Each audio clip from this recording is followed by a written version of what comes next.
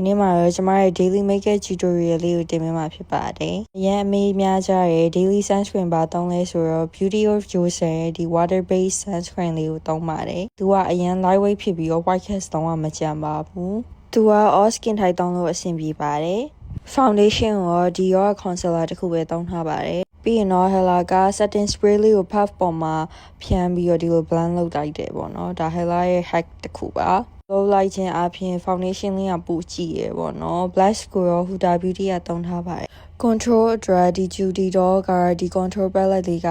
dark အဖြစ်ဆုံး shade လေးနဲ့ control လုပ်ပေးထားပါတယ်ဒီ step ကတော့ကျမရဲ့မရှိမဖြစ်ပေါ့နော်အဖေပြီးရဲ့မွေးရပါနှာခေါင်းပြားကြီးကိုရထားဖြစ်တဲ့အတွက်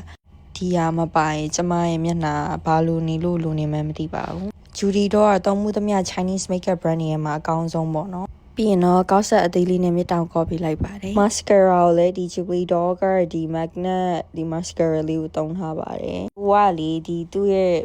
pencil လေးကအရန် unique ဖြစ်တယ်ပေါ့နော်အဲ့လိုမျိုးတန်လိုက်လိုမျိုးလို့အချောင်းလေးရိုးရိုးနဲ့မတူဘူးပြီးတော့ blend ရလည်းလွယ်ရပေါ့နော် winter time ကအရန်အေးရောစပင်ချတာအရှားပါတယ်အခုတလောစပင်ကိုပဲတသက်ရရဆူစီးဖြစ်တယ်ပေါ့နော်နှာခမ်းနီကိုတော့ဒီ trend ဖြစ်နေတဲ့ဒီဟာလေးဆိုထားပါတယ်ပြီးရင်တော့နောက်ဆုံးအနေနဲ့ဒီ setting spray လေးဖြန်းလိုက်ပြီးဆိုရင်တော့ daily makeup